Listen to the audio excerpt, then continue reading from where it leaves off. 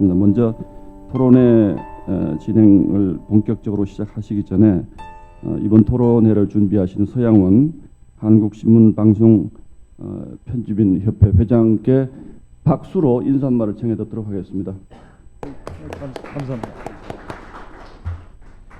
예, 한국신문방송 편집인협 회장 서양원 매일경제 전무입니다. 대한민국은 내년 3월 9일 역사적인 20대 대통령 선거를 앞두고 각 후보들의 경쟁이 서서히 달아오르고 있습니다. 국민들은 코로나 팬데믹 속에서 또 미국과 중국의 패권 싸움 속에서 이 나라 대한민국을 누가 이끌지 관심을 높여가고 있습니다. 이에 한국신문방송 편집인협회는 유력한 대선 후보군에 올라오신 분들을 대상으로 대선 후보 토론회를 지난달 26일부터 시작했습니다. 대한민국 최고의 신문, 방송 제작 및 편집 책임자들의 모임으로서 국민들에게 각 후보의 국정 철학과 비전, 정책 대안을 알려드리기 위한 편집인협회의 기본 소명을 이행하는 노력 중 하나입니다. 저희의 초청 기준은 주요 여론조사기관이 조사한 대선 후보 지지율이 한 달 평균 3% 이상인 후보이며 편집인협회 회장단에서 협의를 통해 확정했습니다.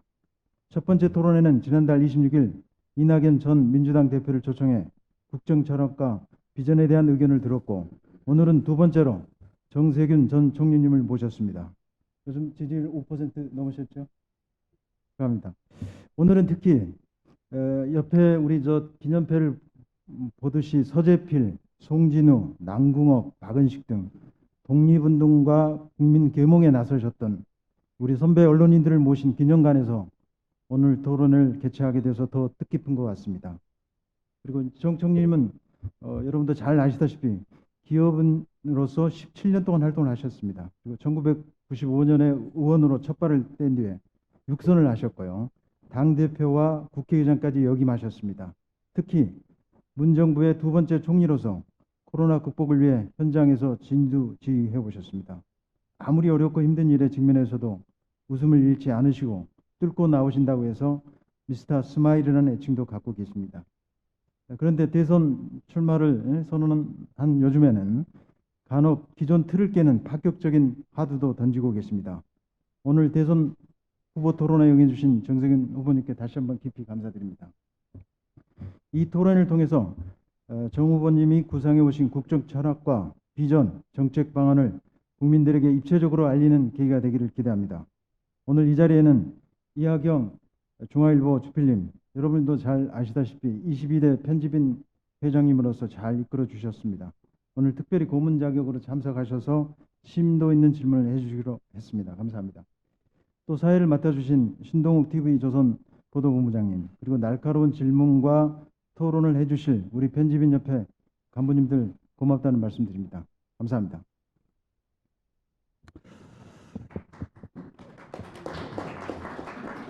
네, 그럼 총님 기조 발언 먼저 좀 해주시고 질의응답 순서로 이어가도록 하겠습니다.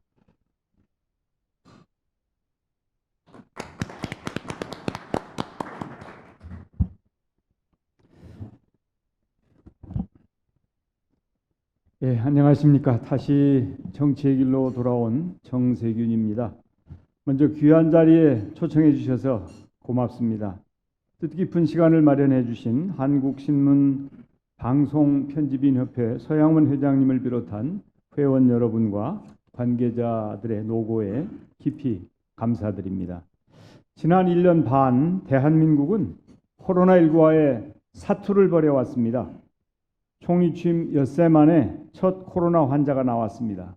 임기 내내 노란 잠바를 전투복처럼 입고서 코로나19와의 치열한 전쟁을 치러야만 했습니다. 우리 국민은 위기 앞에 강했습니다. 서로가 서로를 이해하고 배려하며 K-방역이라는 놀라운 역사를 만들어냈습니다. 엊그제 우리 코스피 주가지수가 3,250선을 돌파 사상 최고치를 기록했습니다. 한국은 코로나19 사태 속에서 가장 빠르게 회복하고 있는 나라입니다. 방역과 경제를 동시에 잡은 K-방역은 세계가 인정한 대한민국의 자랑이자 성과입니다. 이제 마지막 고개인 백신 접종만 남았습니다. 국민 여러분의 적극적인 협조가 뒷받침된다면 코로나와의 전쟁도 곧 끝을 볼 수 있을 거라 확신합니다. 존경하는 언론인 여러분, 저는 우리 국민의 위대함을 믿습니다. 대한민국 근현대사는 도전과 응전의 역사였습니다. 불가능을 가능으로 바꾼 기적의 역사였습니다. 식민지배와 해방, 한국전쟁, 보릿고개, 군부 독재, 오일 쇼크, IMF 환란, 글로벌 금융위기와 현재 맞닥뜨린 코로나19 팬데믹까지 매 순간 위기였고 하루하루가 살얼음판이었습니다. 우리 국민은 이 모든 시련과 역경을 보란듯이 이겨내왔습니다. 그러나 재난은 결코 평등하지 않았습니다. 특히 코로나19는 한국 사회에 불평등이라는 깊고 넓은 상처를 남겼습니다. 자영업자, 소상공인, 청년, 여성 등 사회 경제적 약자들에게 더 가혹한 희생을 요구하고 있습니다. 지금까지 우리 사회를 지탱해왔던 혁신과 희망의 사다리가 무너지고 있는 것입니다. 우리에게 가장 시급한 것은 구조적 불평등을 해소하고 망가진 사다리를 복원하는 것입니다. 우리 정치가 담대한 회복의 길을 열어야 합니다. 존경하는 언론인 여러분, 코로나 이전과 이후는 달라야 합니다. 그간 대한민국은 현대사의 질곡을 딛고 세계의 변방에서 세계의 중심을 향해 달려왔습니다. 이제 당면한 위기를 기회로 삼아 강한 대한민국으로 거듭나야 합니다. 그 첫 번째는 혁신 경제입니다. 더 이상 추격형 경제 모델로는 앞으로 나아갈 수 없습니다. 낙수 경제도 이미 효용을 다했습니다. 혁신 경제로 4차 산업혁명과 포스트 코로나 시대를 선도해야 합니다. 소위 DNA라고 불리는 데이터 네트워크, AI와 같은 첨단 디지털 산업을 비롯하여 바이오와 그린 에너지 등 새로운 혁신을 주도할 수 있는 분야에 집중적으로 투자해야 합니다. 혁신의 힘이 아래로부터 솟구치게 해서 질 좋은 일자리를 창출하고 경제의 허리를 튼튼하게 만들어야 합니다. 시대에 뒤떨어진 낡은 규제는 혁파하고 도전과 패기의 기업가 정신을 되살려야 합니다. 끊임없는 혁신과 공정한 경쟁을 유도하여 퍼스트 무버로 거듭나야 합니다. 두 번째는 돌봄 사회입니다. 국가는 이러한 혁신의 과정에서 이탈한 국민께 든든한 울타리가 되어줘야 합니다. 실패를 딛고 다시 일어설 수 있는 디딤돌이 되어줘야 합니다. 특히 자산 불평등으로 인한 기회 불평등 해소를 위해 우리 사회가 청년들에게 기초 자산을 물려줘야 합니다. 우리 청년들이 부모 찬스 없이 자유롭게 배우고 창업하고 주거의 문제를 해결할 수 있으려면 푼돈이 아니라 목돈이 필요합니다. 앞으로 태어날 신생아가 성년이 되었을 때 1억 원씩 지급하는 사회적 상속제도 도입을 제안드린 이유입니다. 세 번째는 사회 통합입니다. 한 개의 화살은 약하지만 한 묶음의 화살은 강합니다. 갈라진 민심을 통합하여 더욱 단단하고 강한 대한민국을 만들어야 합니다. 사람 간의 차별, 지역 간 격차를 해소하고 모든 국민과 모든 지역이 조화롭게 공존하는 균형 국가로 나아가야 합니다. 존경하는 언론인 여러분, 고조되는 미중 패권 경쟁과 코로나19 팬데믹의 충격 속에서 국제 질서가 크게 요동치고 있습니다. 대한민국이 새로운 시대의 선도국가로 발돋움하기 위해서는 정치 리더십이 중요합니다. 정권 재창출은 민주당의 숙명이자 지상 과제입니다.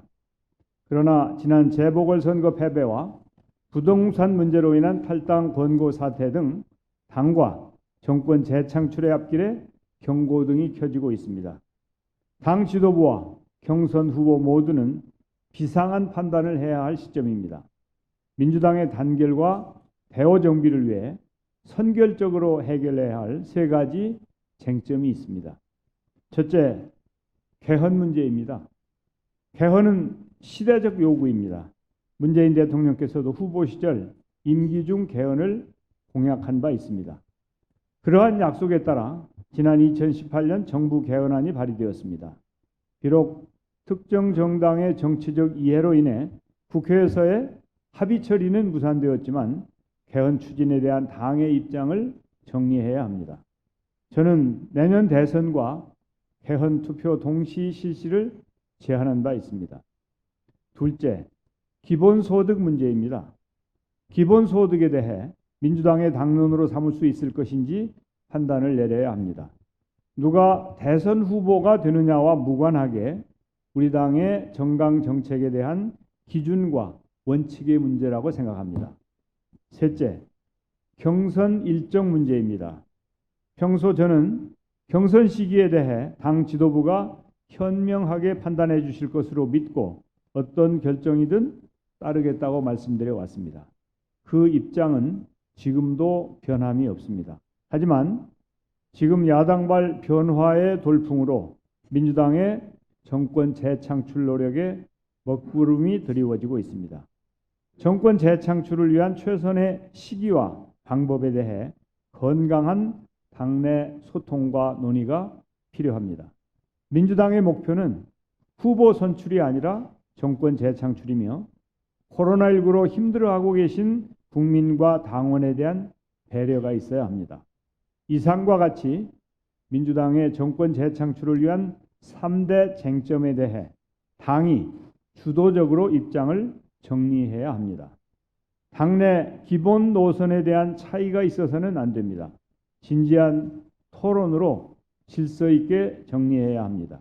그것이 당원과 국민에 대한 도리이며 대선 승리의 길이라 믿습니다. 저 또한 3대 쟁점의 해결을 위해 필요한 누구와도 만나고 대화해 나가겠습니다. 지금 민주당에 필요한 것은 위기를 돌파할 희망과 승리의 길을 찾는 것입니다. 3대 쟁점의 해결이 바로 그 첫걸음입니다. 김대중의 길, 노무현의 길, 문재인의 길 모두 험난함을 이겨낸 벅찬 승리의 여정이었습니다. 정세균의 길도 결코 쉽진 않을 것입니다. 그러나 반드시 승리하는 길이 될 것입니다. 감사합니다.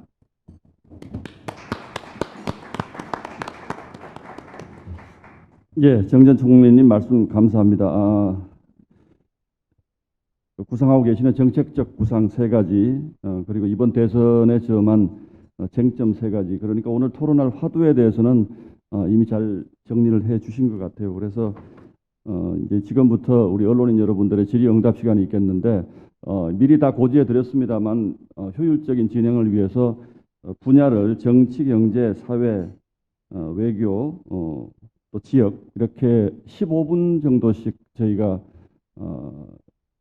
진행을 하도록 이렇게 준비를 했습니다. 가급적이면 질문은 조금 간략하게 좀 해주시고 많은 질의응답을 소화해야 되기 때문에 답변도 가급적이면 조금 정리해서 해주시면 감사하다는 말씀을 드리고, 저희가 오늘 이제 사전에 질문지를 받아서 일정 부분 정리를 했습니다만은 꼭 그 질문 대답에 국한되지 않더라도 중간중간에 추가 질문도 좋고요. 그리고 또 다른 사전에 말씀하시지 않았던 질의응답도 충분히 소화할 시간이 있습니다. 그러니까 일단 시작을 하면서 제가 중간중간 조금씩 조절을 해서 많은 말씀을 나눌 수 있도록 그렇게 진행을 하도록 하겠습니다. 자, 먼저 정치 분야 질문부터 시작을 하도록 하겠습니다. 이중건 실장님 먼저 시작하시죠.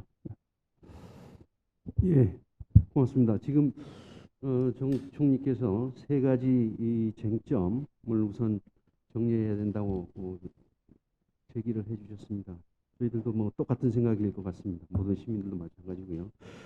우선 그 세 가지 쟁점에 대해서 각각 좀 더 추가적인 설명을 부탁드려야 될 것 같은데, 우선 그 개헌에 대해서 이게 뭐 의장님으로 계실 때도 개헌론을 여러 번 제기하시고 지론인으로 되어 있습니다만은 지금도 방금 전에 시대적 요청이라고 말씀하셨고 문 대통령도 임기중 개헌 약속했고 2018년에도 개헌하는 만든 바 있다. 소개도까지 해주셨습니다. 그렇지만 이게 지금 왜 대선에 내년에 국민투표 개헌을 위한 국민투표를 같이 해야 되는지에 대한 문제 제기가 조금 좀 뭐랄까 느닷없다라는 느낌을 좀 갖게 됩니다. 왜 그러냐면은 지금 현안이 코로나를 비롯해서 너무나 많은데 개헌 논의까지 물론 이제 필요는 하다는 대의에는 모두 공감하고 합니다만은 개헌 논의 자칫 우리 정치권에서 늘 말하듯이 블랙홀처럼 모든 사안을 빨아들이는 그런 부작용이 있다 이런 의견들이 있는데 다시 한번 좀 더 이 지금 왜 개헌을 지금 해야 되는지 내년 대선에 국민투표를 꼭 붙여야 되는지 다시 한번 좀 설명을 좀 부탁드리겠습니다. 예, 아마 국민들께서도 기억하시고 여러분들께서도 기억하실 텐데 역대 대통령들께서 여러 번 개헌 공약을 하셨어요. 그런데 개헌이 실현이 안 됐습니다. 그러므로 해서 우리는 지금 34년이나 된 낡은 헌법, 그래서 우리 몸에 맞지 않는 그런 옷을 입고 있는 상황이어서 개헌은 어떤 문제보다도 매우 시급하고 기묘한 것이다라고 하는 것이 저의 인식입니다. 그래서 또다시 과거에 개헌에 실패했던 것을 되풀이하기보다는 이미 국회에서 여러 차례 개헌 특위가 만들어져서 준비가 충분히 되어 있어서 정치 지도자들이 결단만 하면 개헌을 추진할 수 있는 정도의 연구와 준비가 되어 있기 때문에 과거처럼 공약을 하고 이행을 못하는 그런 상황을 되풀이하기보다는 마침 내년 3월 9일에 대선이 있기 때문에 함께 개헌 국민투표에 붙이는 것이 개헌을 좀 더 확실하게 할 수 있는 길이다. 그래서 제가 그런 제안을 하였습니다. 이제 문제는 국민들께서 어떻게 생각하시느냐가 중요하고 또 현재 각 당의 정치 지도자들이 결단을 해주어야 그것이 가능합니다. 그래서 저는 그런 결단을 촉구하고 있는 것입니다. 그러면 그 국민들과의 이 토론이 필요할 텐데 그런 거는 어떻게 지금 짧은 일정이 그게 가능하겠습니까? 예, 지금 뭐 이미 국민들 여론에 대해서 잘 알고 계실 겁니다.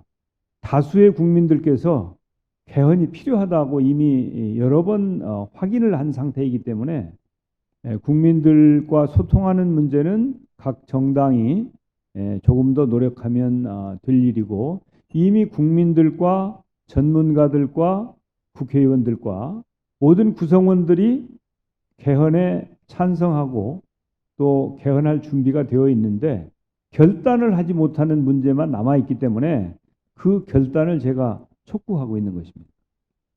그 정총님께서는 개헌안 내용 중에 대통령 4년 중임을 지지하는 걸로 알고 있는데 일부에서는 내각제도 해야 된다. 김종인 전 비대위원장 같은 경우 그런 지론을 갖고 계신 분들인데 이런 것들이 쉽게 정리가 될까요? 아마 국민 여러분들 다수가 4년 중임제를 찬성하고 있다고 하는 조사 결과는 계속 보아오셨을 것입니다. 지금 조사를 해도 그런 결과가 나옵니다. 내각제에 대해서는 사실은 국민적인 지지가 매우 낮지요. 그래서 내각제를 선호하는 분들도 계십니다만은 현실적으로 개헌은 각 정당이 합의를 해야 되고 또 국민들의 동의를 받아야 되는데 국민투표를 통해서 내각제에 대해서 국민들께서 동의하실 가능성은 없다고 하는 것이 저의 인식입니다. 그렇기 때문에 현실적으로 가능한 방법이 대통령 4년 중임제의 기본권을 신장하고 또 이제 기본권을 신장하고 분권을 추진하는 그런 개헌이 아마 국민들의 가장 지지를 획득할 수 있는 그런 방안이라고 저는 믿고 있습니다. 개헌 문제 논의 좀 계속 진행하시죠. 예, 뭐 다른 분 질문하셔도 좋습니다. 마무리하시고 다른 질문으로 넘어가시면 좋을 것 같습니다. 예, 예, 예. 지금 정 총리께서는 4년 중임제 개헌을 선호하시는 거로 말씀하셨는데 약간 내각제는 별로 국민들이 동의하지 않을 것이라고 말씀하시지 않았습니까? 근데 지금 현재 야권이라든가 여권의 상당수 의원을 보면은 겉으로는 뭐 분권형 대통령제라고도 하고 또 이 이원적 직접부제라고 하면서 대통령 4년 중임제든 뭐든 하되 내치와 외치를 구별해가지고 내치는 총리가 사실상 주도하는 그런 이원 직정부제 또는 분권형 대통령제로 이제 포장이 됐는데 그거로 주장할 의원들이 꽤 있을 거로 보는데 그거에 대해서 어떻게 생각하십니까? 예, 저는 그 분권을 이미 말씀드렸습니다. 분권이라 하면 대통령 권력을 일부 국회나 또 사법부의 경우에도 인사권 같은 것을 사법부에 돌려줘야 된다고 저는 생각하고 있어서 분권을 지향하는 점에 있어서는 같습니다. 그것을 이름을 뭐라고 붙이든 그것과 관계없이 내각제는 아니고 이제 국회의 권한을 늘리는 게 좋겠다. 그래서 이제 저는 그런 생각을 하고 있습니다. 만약에 제가 대통령이 된다면 그러면 국회에서 추천하는 그런 인사를 총리에 임명할 생각을 가지고 있습니다. 이제 그런 노력을 통해서 그런 정도의 노력이 있다면 이제 개헌이 되어서 제도화가 되든지 아니면 그렇지 않은 경우라 하더라도 분권은 필수적인 상황이기 때문에 분권의 길로 가야 된다고 저는 믿고 있습니다. 예, 박미연.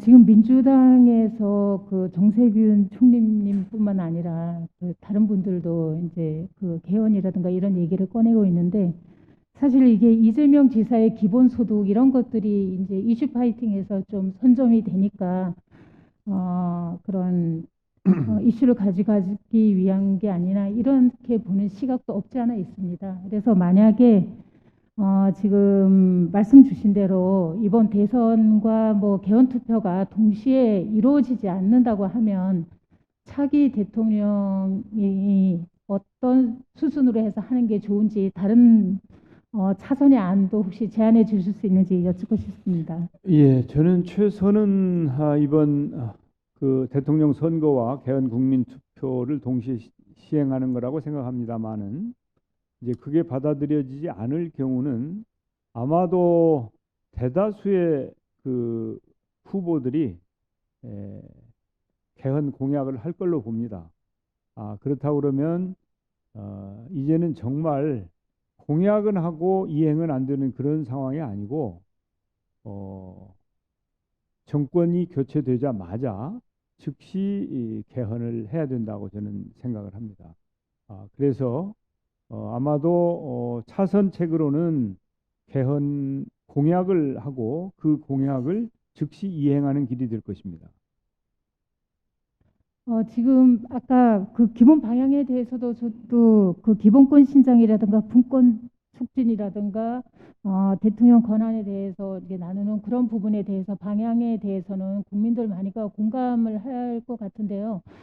헌법을 개헌하게 되면은 지금 뭐 변화하는 이런 사회나 이런 모든 것들을 헌법에 담아내야 되기 때문에 사실상 국민들이 지금 현재 있는 코로나19 상황에서는 민생이라든가 다른 더 큰 문제들에 지금 처해 있기 때문에 좀 현실적으로 어렵지 않을까 하는 생각이 드는데요. 그런 거 할 경우에는 지역에 있는 저변에 있는 그런 이야기들을 이번 기회에 끄집어내는 그런 과정도 굉장히 중요하다고 생각을 합니다. 예. 그래서 그거를 더 말씀을 드리고 싶고요. 또 문재인 정부에서도 18년도에 했다가 또 실패한 그 점이 차기 대통령한테는 어떤 시사점이 있는지 그걸 마지막으로 여쭙고 싶습니다. 예, 민생이 중요합니다. 그러나 민생이 중요하지 않을 때가 언제가 있었습니까? 항상 중요한 것이죠. 그러니까 민생 때문에 개헌을 논의하지 못한다고 하는 것은 지혜롭지 않은 판단이라고 봅니다. 민생은 민생대로 항상 챙겨야 되는 과제이고 개헌은 너무 오랫동안 미뤄온 숙제이기 때문에 이 숙제 또한 더 이상 미루지 말자 하는 게 저의 생각입니다. 국회에서 이미 3번의 특별위원회가 개헌특위가 만들어져서 개헌안이 계속 쌓여 있습니다. 현재. 그렇기 때문에 각 정당의 지도자들이 만나서 수일간만 수기를 하면 안을 만들 수 있다. 그런데 이제 기본권 신장을 비롯해서 이 여러 가지를 한꺼번에 다 하려고 하는 경우와 그게 만약에 쉽게 이루어지지 않으면 권력 구조 등 시급한 문제를 우선 처리하는 방법도 있을 수 있을 것입니다.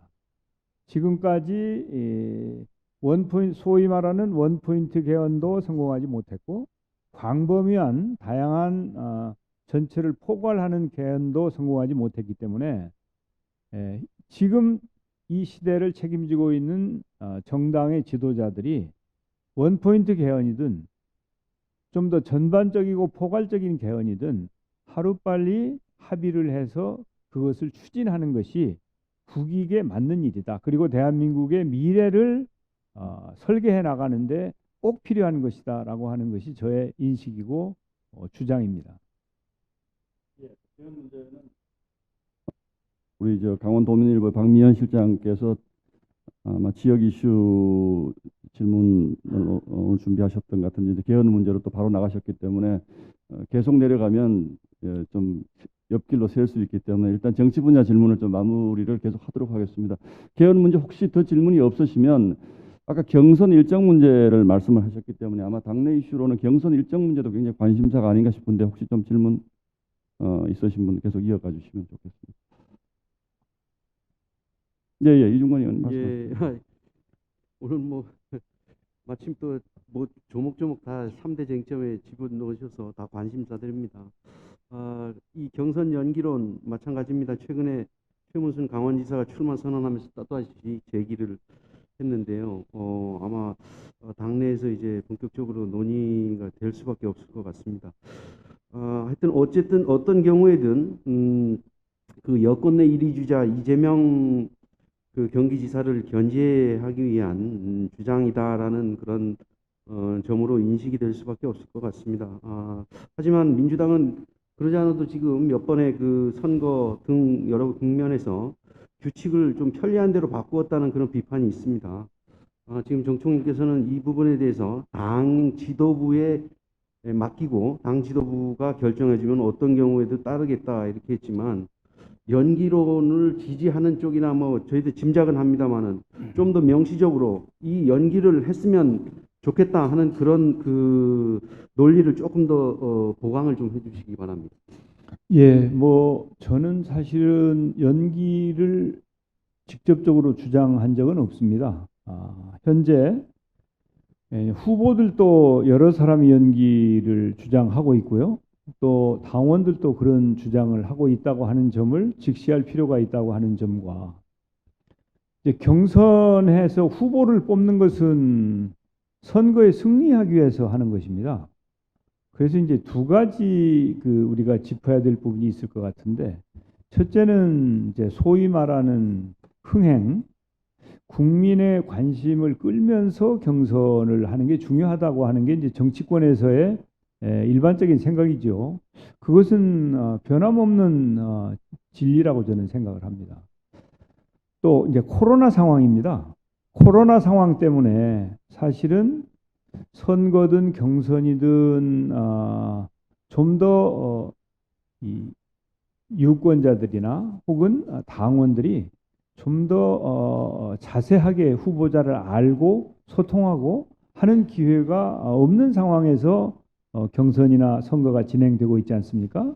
이런 부분 또한 간과할 수 없는 부분이다. 그래서 코로나19가 곧 이제 백신 접종이 속도를 내면서 상황이 호전될 것으로 보이기 때문에 완벽하지 않다 하더라도 경선을 좀 더 원활하게 할 수 있는 여건이 좀 마련될 시점이 오고 있는 거 아니냐, 그런 점을 고려할 필요가 있다, 이렇게 생각을 하고요. 그 다음에 이게 당헌을 바꾸는 게 아닙니다. 원래 경선을 하기 위해서는 그 준비위원회가 만들어지고 거기서 룰이나 시기 같은 것도 정할 수 있도록 당헌에 나와 있습니다. 그래서 당헌을 바꾸어서 뭘 할 수는 없죠. 이제 당헌에 원래 그렇게 나와 있고, 항상 대선 경선을 비롯해서 모든 선거 직전에는 그 기획단도 만들어지고 준비위원회가 만들어져서 의견도 수렴하고 적절한 판단을 하는 것이 관행이자, 그 근거는 당헌 당규에 나와 있는 것입니다. 그렇기 때문에 뭐 어떻게 하는 것은 원칙이고 그렇지 않은 건 원칙이 아닌 것은 아니다. 그것은 당헌에 대한 오해에서 나온 얘기입니다. 그러면은 제가 정확히 기억을 못해서 좀 조심스러운데 180일 전에 뽑는다 하는 거는 그런 규정은 예, 그런 규정이 있는데 예. 이것이 그냥 불변의 진리가 아니고, 그것을 포함해서 다른 일정 등도 조정할 수 있는 그런 근거 규정이 있습니다. 이게 중요한 게 이재명 지사 측이 수용 여부인데요. 거기서 자칫하면은 당내 큰 갈등이 벌어질 수 있는데 이재명 지사 측은 어떤 논리로 설득을 할 수 있을까요? 수용을 촉구할 수 있을까요? 예, 제가 뭐 그쪽을 설득하자고 주장하는 게 아닙니다. 이 정권 재창출, 또 선거 승리의 길이 무엇인지, 어느 건지, 사실은 그걸 일차적으로 책임져야 될 사람들이 지도부입니다. 그래서 지도부가 그 문제에 대해서 이미 이런 현상이 일어나고 있으니 그냥 모른 채 하고 논란을 증폭시키지 말고 빨리 정리해 주는 게 좋겠다. 저로서는 원래대로 해도 좋고 또 바꿔도 좋고, 당이 결정하면 수용한다는 입장에는 변함이 없지만, 이 문제가 이미 공론화되고 있고 후보들이 그런 주장을 한 사람이 펼친 것도 아니고 여러 명이 그런 얘기를 하고 있는데, 당이 못 들은 채 하고 있지 말고 빨리 정리를 하시라, 그런 얘기입니다. 그래서 그런 후보들이나 당원들의 주장을 수용하시라 이런 게 아니고 빨리 정리하셔라, 그 정리할 권한과 책임은 당 지도부에 있다라고 하는 점을 제가 지적하고 있는 겁니다.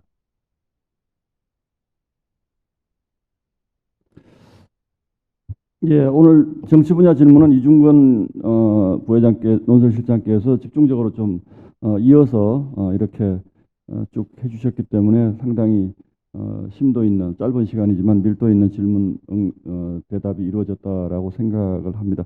시간을 조금 분배해서 이제 이어서 경제 분야도 역시 뭐 정 전 총리께서 상당히 전문가시고 관심이 많으신 분야로 저희가 알고 있습니다. 그래서 다음은 경제 분야 질문 응답으로 이어가 보도록 하겠습니다. 김광덕 부회장님 준비하고 계십니까?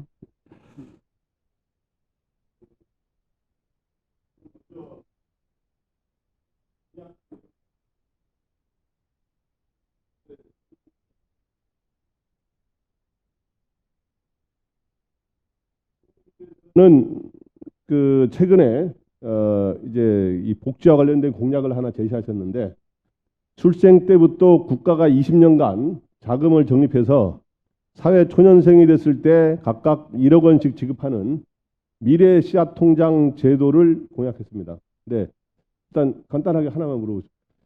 여기에 1년에 이렇게 하게 되면 얼마쯤 예산 들어가는지는 알고 계시죠? 예, 한 15조 내지 25조 정도 들어갑니다. 지금 20년 후부터 들어가는 것이죠. 1년 후니까 지금 그러니까 계속 출산율이 떨어진다는 걸 전제로 하는 거네요, 원래. 그렇지는 않고요. 현재 27만 명 작년에 출산했고, 금년에는 뭐 안타깝게도 한 25만 명쯤 되지 않을까 이렇게 보고 있는데, 예. 그걸 뭐 한 30만 명까지는 어떻게든지 올려야 된다고 생각하고 그런 토대 위에서 제가 검토를 하고 있습니다.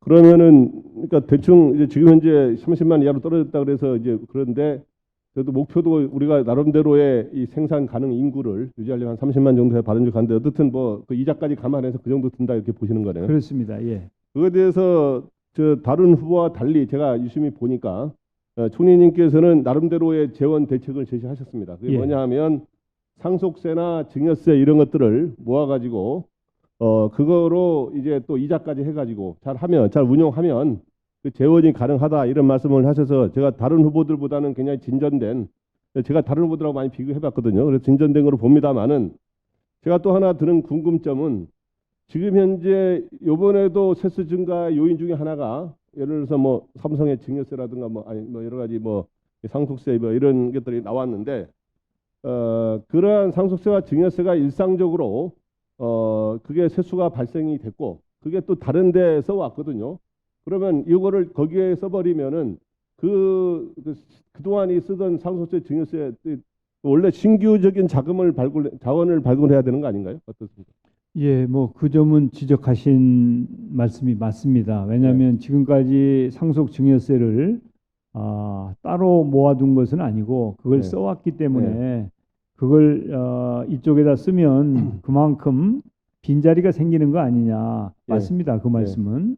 그런데 이제 상속 증여세라고 하는 것이 사실은 소득 재분배를 위해서 부과하는 세금이라고 봐야 되지 않습니까? 네. 그렇다면 이 사회적 상속 제가 얘기하는 이런 쪽에 이 재원을 쓰는 게 좋지 않느냐.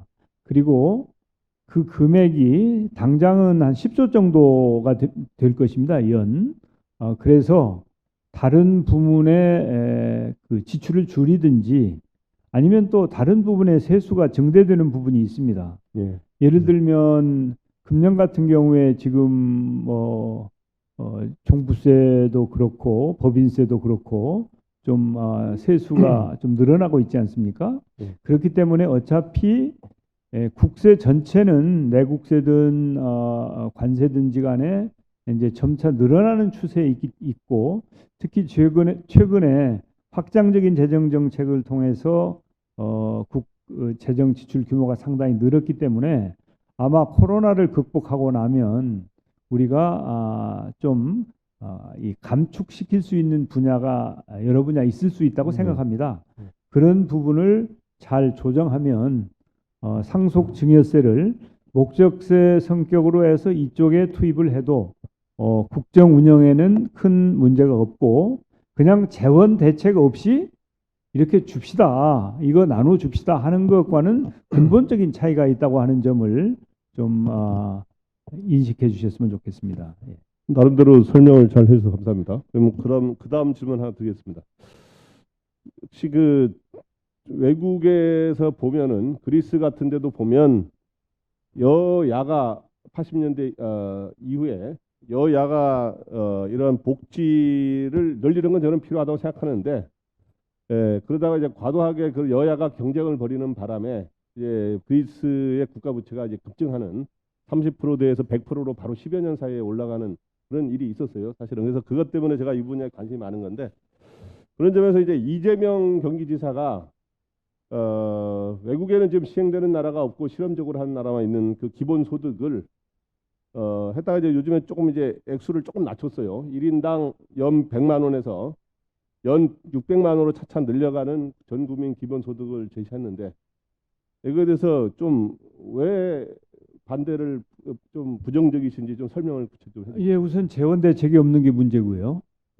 그다음에 소득이라고 하면 사실은 어느 정도 금액이 돼야 되거든요.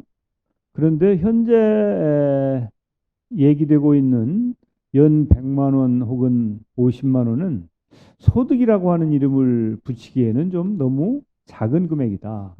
그다음에 전 국민에게 골고루 나누어 주기 때문에 이것은 소득 불평등을 완화하는 데 전혀 기여가 되지 않습니다. 그리고 경기 진작 효과도 별로 없는 것 아닌가. 그래서 근본적인 재원 대책부터 시작해서 아마 가성비가 떨어지는 그런 정책이 아닌가 하는 게 저의 평가이고 아마 많은 경제학자들도 그런 지적을 하고 있는 것으로 알고 있습니다. 예. 그다음에 그 탈원전은 다른 분이 질문하실 가능성이 있어가지고요. 네. 그 이 정부의 경제 정책이 이제 크게 논란이 됐던 게 한 세 가지 정도가 되는 것 같습니다. 소득주도 성장 정책, 소득주도 성장 정책하고 그다음에 부동산 정책하고 일자리 창출 정책 이게 이제 굉장히 논란이 됐습니다. 그래서 소득주도 성장은 초기에 특히 이제 초기에 최저임금의 급격한 인상이라든가 이런 거로 이제 대표가 되죠. 그래서 이제 이거 총리님께서는 또 다른 평가를 하실지 모르겠지만 이거에 대해 전문가들 중에 이 세 가지 정책이 대부분 실패했다라는 말을 많이 하고 있어요. 그래서 소득주도 성장은 요즘 포용적 성장이라는 말로 많이 대치됐는데 특히 그 총리님이 재임 그뭐 소득주도 성장 정책은 제가 총리님하고는 사실은 좀 덜 관여된 것 같고 총리님 계실 동안에도 뭐 여러 가지 이 코로나 싸우느라고 힘드셨겠지만 이 부동산 그 사이에도 부동산 가격이 계속 연 4년 동안 폭등을 해온 거는 이제 대부분 다 인정하는 사실이고 또 일자리 정부를 내세웠지만 일자리 창출이 잘 안 됐습니다. 사실은 예를 들어서 정부의 재정을 동원한 거는 대부분 노인들의 단기 일자리로 많이 나타났고 실제적 통계상으로요. 그래서 지금 현재도 실업자가 최근에 4월 통계로만 해도 실업자가 한 114만 정도 이렇게 다루었는데 이 부동산 정책과 일자리 정책의 어떻든 당시 총리를 지내면서 어찌보면 정책의 최정점에 계셨던 분인데 이거에 대해서 좀 책임이 있다 뭐 이런 시각이 있는데 어떻게 생각하세요? 예, 뭐 당연히 책임을 느낍니다. 네. 이제 이유가 어땠든지 간에 부동산 문제로 국민 여러분들께 걱정을 끼쳐드렸고 특히 젊은 세대에게도 상실감을 안겨준 것에 대해서 무한한 책임을 느낍니다. 그리고 이 문제를 정말 잘 관리해서 앞으로 부족함을 다시 채우는 그런 노력이 절대 필요하다고 생각을 합니다. 그래서 누구든지 간에 앞으로 이 부동산 정책에 대해서는 근본적인 대책이 필요하다고 저는 생각을 하고 있고 당연히 저를 포함한 이 정부의 인사들은 거기에 대해서 책임을 느끼고 책임을 통감하고 대책 마련에 나서야 된다 이렇게 생각하고 있고요. 일자리 문제가 참 아픈 부분이죠. 경제가 성장해야 일자리가 나오는 거 아니겠습니까? 그리고 이제 이 공공 부분에서 일부 일자리를 창출한 게 있습니다. 위원님께서 지적하신 것처럼 이제 단기 일자리 중심이고 뭐 이것은 이제 공공 부분의 일자리 창출이라고 하는 것은 마중물의 역할을 하는 것이고 또 경우에 따라서 일자리 때문에 고통받고 있는 취약계층에 대해서 조금 이제 그런 어려움을 좀 완화시켜주는 이제 그런 역할을 하는 것이지 근본 대책은 역시 기업 활동이 활성화되어서 민간에서 일자리가 만들어지는 게 정상입니다.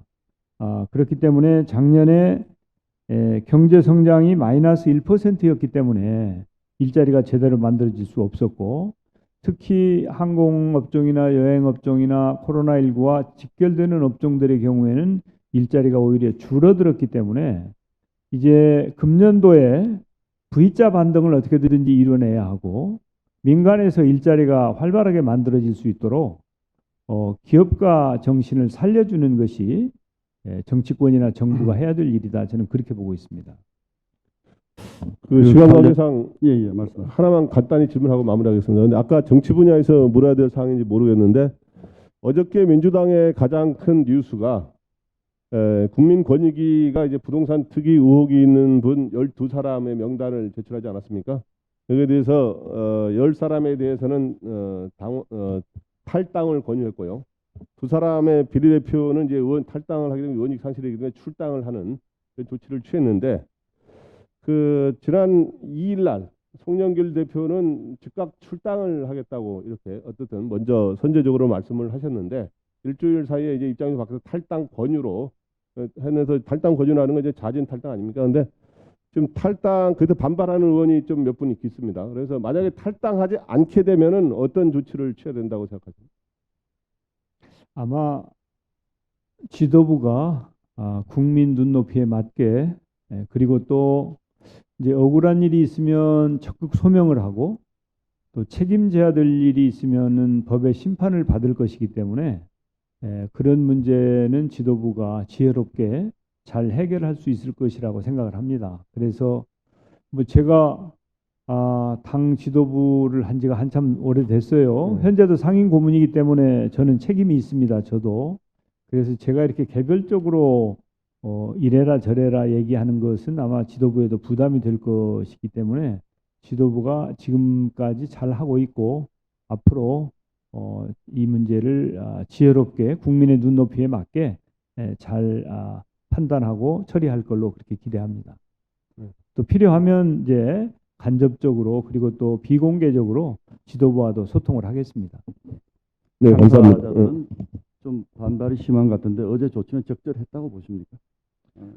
소명 네. 기회가 없었다 이런 말씀들을 많이 하시는 것 예, 같은데. 뭐 소명 기회는 당연히 앞으로 주어지겠죠. 그런데 이제 어차피 그 현재 국민들께서 기존 정치에 대한 신뢰를 많이 잃어버리고 있는 상태 아닙니까? 그래서 민주당으로서는 국민의 신뢰를 회복해야 되는 그런 처지에 있기 때문에 국민의 눈높이에 맞는 노력을 할 수밖에 없지 않는가 이렇게 판단하고 있습니다. 예, 계속 질문 이어주십시오. 신용배 코리아 헤럴드 편집국장님도 질문 아마 준비하신 것 같습니다. 네, 안녕하십니까. 코리아헬드 편집국장입니다. 경제정책 관련해서 여쭤보도록 하겠습니다. 문재인 정부 하에서 추진된 탈원전 정책이 임기 내내 크게 논란이 되어 왔었습니다. 일부 정치권과 언론에서는 뭐 정책 폐기도 요구하고 있는 상황이고요. 정 후보자께서는 집권하신다면은 이 정책을 계속 개선해 나가실지 아니면 에너지 정책의 어떤 정책 변화를 추진하실지 좀 밝혀주시길 바랍니다. 감사합니다. 예, 그 우선 문재인 정부의 에너지 정책이 탈원전 정책이다라고 하는 것은 이 이름표가 좀 잘못 붙여진 거다라고 하는 게 저의 인식입니다.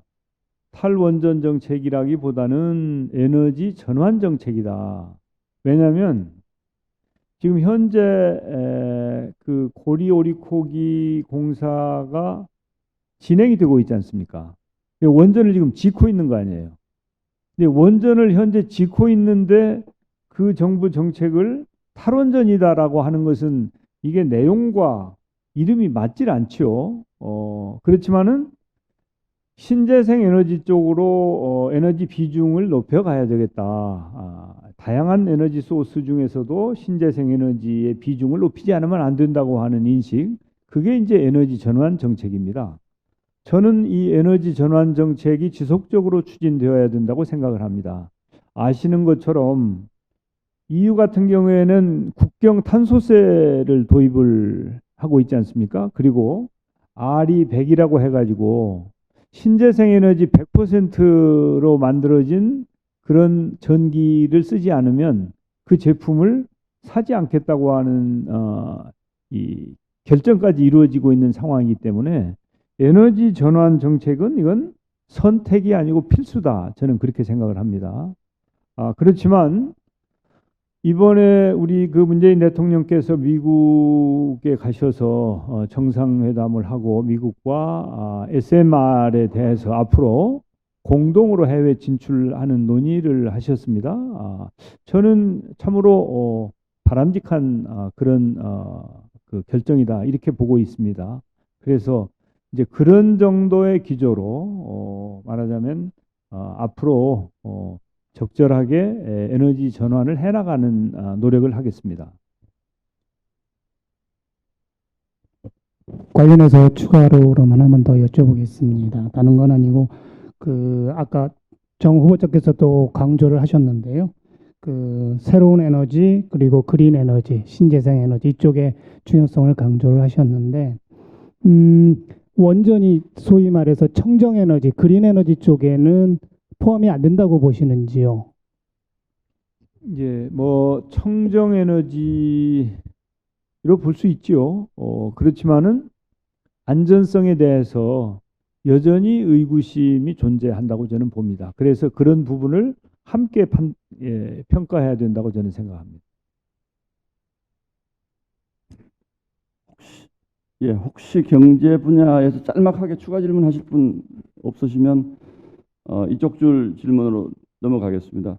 그 지금 뭐 계속 딱딱한 질문 응답이 오가고 있기 때문에 제가 사회자 직권으로 약간 좀 긴장을 풀어드리기 위해서 좀 다른 질문 하나 드리겠습니다. 그 이제 저희 기자들도 되게 우리 정 총리님 싫어하시는 기자들이 별로 없고 다 잘 지내고 또 상당히 성격이 온화하시고 이렇게 이제 언론에 소개돼 있고 또 별명이 미스터 스마일이라는 뭐 너무나 유명한 별명을 가지고 계신데 지난 국회 답변하실 때 보니까 좀 단호하게 좀 뭐 화를 내시는 건지 아니면 좀 단호한 모습을 보이시는 건지 모르겠는데 정세균의 돌변 왜 일어나 뭐 이런 기사들 많이 봤습니다. 혹시 너무 좀 그동안 스마일 하셔서 카리스마가 부족하다 이런 평가를 의식한 것인지 아니면 국가 운영을 하시다 보니까 본인도 모르게 그렇게 되신 건지 좀 답변 좀 부탁드리겠습니다. 아마 그 언론인들이 정세균이라고 하는 정치인이 가지고 있는 그 양면성을 좀 간과하시는 것 같습니다. 제가 그 당 대표도 하고 원내대표도 했잖아요. 이제 소위 말하는 입법 투쟁을 할 때 어떤 원내대표나 당 대표보다도 강력하게 제가 야당 시절에는 야당 시절대로, 여당 시절대는 밀어붙이고 이렇게 해서 아주 어려운 입법 과제들을 성공시켰거나 좌절시켰거나, 그래서 여의도에서는 여야를 불문하고 정세균 간단치 않다 이렇게들 알고 계신데 아마 언론인들은 그걸 좀 잊어버리신 거 아닌가 싶고요. 예. 그리고 제가 호남에서 사선을 하고 종로에 도전을 했지 않습니까? 그게 뭐 그냥 사람만 좋아가지고 그런 결단을 할 수 있다고 보질 않습니다. 그리고 탄핵 국면에서 원만하게 문제를 조용하게 해결한 것을 비롯해서 이 정세균이 평소에는 소통하고 협력하고 서로 협의를 하는 노력을 하지만 결정적인 때는 분명하게 입장을 밝힌다. 그래서 이 부드러운 모습과 강한 모습을 함께 가지고 있는 좀 이중성이 있는 사람이다라고 하는 점을 꼭 기억해 주셨으면 좋겠습니다. 그 맞는 말씀인지 우리 오랫동안 우리 정 총리님 취재하신 황정미 세계일보 편집인께 검증을 부탁드리겠습니다. 네, 저도 지금 그 말씀 들으면서 제가 한 면만 봤구나 이런 생각을 좀 들었었는데, 아니 그러니까 이제 물론 정책을 추진하시거나 이런 데 있어서의 물론 소신이나 이런 부분에 대해서 저희가 뭐 평가를 절하하는 부분은 아니고요. 다만 그래도 이렇게 항상 늘 온건한 제스처나 이런 이미지로 많이 언론하고도 좀 그런 관계를 맺어오시고 하셨는데, 말씀하시는 단어의 선택, 그러니까 어휘의 선택이나 이런 부분들이 조금 달라지신 거는 분명히 있는 것 같습니다. 그러니까 그게 그러니까 그동안 잘 숨겨오셨던 거를 드디어 이제 본색을 보이시는 건지 그거는 제가 잘 예. 그렇게 이해를 하겠습니다. 예, 그렇게 이해해 주시면 좋겠습니다. 예. 그럼 제가 먼저 질문을 드리겠습니다. 이제 최근에 그 총리님께서도 한번 어느 언론 인터뷰에서 그 말씀을 하셨는데, 그 저희 사회에서의 그 세대 갈등 그리고 또 젠더 갈등 이런 부분들이 이렇게 심각해졌고 이런 부분에 대해서 굉장히 걱정을 많이 하시고, 또 그래서 더욱더 이제 좀 통합의 리더십이 좀 필요하다 이런 말씀을 좀 하셨습니다. 물론 당대표 시절에 이제 뭐 처음으로 여성 첫 사무총장을 임명하시고 이런 양성평등 이런 부분에 대해서 굉장히 관심이 많은 거는 저희가 잘 알고 있는데요. 지금 최근 젊은 세대 사이에서 있는 이런 갈등의 문제는 조금 양상이 좀 다른 것 같습니다. 일단 총리님께서 이런 부분을 이 원인이 도대체 어디에서 왔다라고 생각을 하시는지, 어떻게 평가를 하시는지, 그리고 그런 거에 대한 뭐 대책은 생각하시는 게 있으시다면 좀 설명을 좀 해주셨으면. 예, 사실 젠더 갈등은 참 당혹스러워요. 그 양성 간에는 서로 협력하고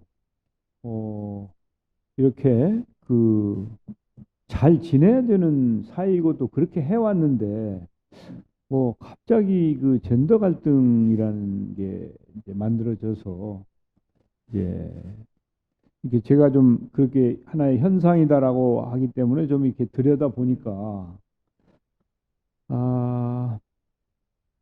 좀 세상이 많이 변하고 있는 것 같긴 해요. 그래서 그런 변화에 대해서 아무래도 좀 저항감 같은 것이 좀 나타난 것 아닌가. 그렇지만은 결국은 이 양성 간에는 서로 소통하고 이해하고 또 협력하는 그런 노력을 통해서 이 갈등이 완화되고 해소되어야 되고 또 해소될 것이다. 저는 그렇게 생각을 합니다. 그래서 이제 각종 정책, 그 정부의 정책이나 또 사회 정책 이런 부분에 있어서 하여튼 성인지 감수성을 충분히 반영을 해서 이런 그 젠더 갈등이 더 이상 증폭되거나 표출되지 않도록 지혜롭게 대책을 마련하고 강구하면 원래 협력해야 될 상대들이기 때문에 뭐 그렇게 더 이상 악화는 막을 수 있지 않겠는가 그렇게 기대를 하고 감수성을 가지고 더 노력을 하고자 합니다. 이게 좀 원론적인 말씀이신 것 같은데 혹시 관련해 가지고 뭐 당내에서도 뭐 모병제 얘기도 나왔었고 그 여성의 뭐 군 입대문 이런 뭐 정책 제안 같은 것도 나왔었는데 혹시 그런 부분에 대해서는 입장이 좀 있으신가요? 예, 저는 이제 남성, 여성이 꼭 구분돼서 일을 해야 된다고 보지는 않습니다. 과거에 남성이 하던 일을 지금 여성이 하는 경우도 많이 있죠. 또 그 반대의 경우도 있고요. 뭐 예를 들어서 옛날 같으면 이렇게 이 간호사 그러면 여성으로 생각했는데 지금 남성 간호사도 많이 있지 않습니까? 또 남성이 하던 일 뭐 공사 현장부터 시작해서 여러 군데 여성들이 하고 있죠. 막 그것은 우리 사회도 선진화되면서 글로벌 스탠다드에 접근하고 있는 것이라고 보기 때문에 그렇게 일을 서로 같이 하고 또 이렇게 남녀 구분을 조금 이렇게 완화하면서 하다 보면 사실은 갈등이 증폭되기보다는 완화될 수 있는 거 아닌가. 그래서 함께 뭔가를 하도록 가정뿐만 아니라 직장이든 여러 부문에서 남녀가 협업하는 그런 기회를 자주 만들고 그야말로 그 차별이나 차이를 최소화하는 노력을 한다면 그러면 그런 갈등은 이제 완화될 수 있을 것이라고 저는 생각을 합니다. 그 최근에 이제 그 국민의힘의 뭐 이제 이준석 그 전 최고위원의 뭐 바람이라고 이제 많이 평가를 하고 있는데요. 그런 부분에도 아마 이런 그 뭐 젠더의 문제나 또 어떤 세대의 문제들이 분명히 복합적으로 작용이 됐다라고 보이고 있습니다. 근데 그거에 대해서 제가 여쭙기보다는 그거 관련해 가지고선 한번 이제 부설에 오르신 적이 있으십니다. 예. 장유서를 이제 예, 언급을 예, 예. 하셨다가 그 부분에 대해서 이렇게 해명을 하셨습니다. 그러니까 이게 지금 젊은 후보가 정당 대표로 주목을 받는 거는 큰 변화고 이런 변화는 이제 긍정적인데 이제 정당 내에 이런 어떤 장유유서의 문화가 극복이 돼야 된다. 이런 부분이 어려움이 있을 수 있으니 그런 게 극복이 돼야 된다라는 취지로 말씀을 하셨다고 이렇게 해명을 하셨습니다. 저는 그 취지는 충분히 이해가 되는 부분이 분명히 있는데 근데 저도 이제 그 인터뷰 내용을 쭉 다 이렇게 쭉 보면서 그럼에도 불구하고 어쨌든 이 정당 내에서의 경륜의 필요성 그리고 그런 문화가 또 분명히 잔존해 있다라는 부분을 이제 언급을 하셨는데 그렇게 되면 어쨌든 경륜이 있는 분들이 아무래도 일을 맡는 것이 좀 원활하지 않겠느냐라는 좀 본인의 입장을 좀 드러내신 게 아닌가라는 생각도 좀 들거든요. 그러니까 그것이 나쁘다 좋다라는 걸 떠나서요. 예, 사실은 그 남의 당 얘기를 할 생각이 없었는데 이제 그 얘기가 나와서 뭐 이제 이준석 씨가 돌풍을 일으키고 있으니까 그런 얘기 할 수 있죠. 저는 뭐 그걸 환영한다. 그리고 그 정당에서 이제 보수 정당에서 그런 변화의 바람이 일고 있으니 이 민주당은 더 큰 변화를 해야 되지 않겠냐. 제가 그렇게 얘기를 한 것이거든요. 그런데 그 당이 이런 문화도 있을 텐데 뭐 괜찮겠냐. 이제 제가 걱정해 줄 일이 아닌데 쓸데없는 걱정을 해주다가 이제 좀 뜻하지 않은 그런 일이 생겼는데 뭐 아마 그 내용을 이렇게 보시면 오해의 소지가 별로 없는 것으로 저는 그렇게 판단을 하고 있고요. 우리가 여러 분야에 걸쳐서 이 경륜이나 지혜나 또 경험이나 이런 게 필요합니다. 모든 분야에. 그런가 하면 동시에 패기와 추진력과 열정과 이런 게 필요하거든요.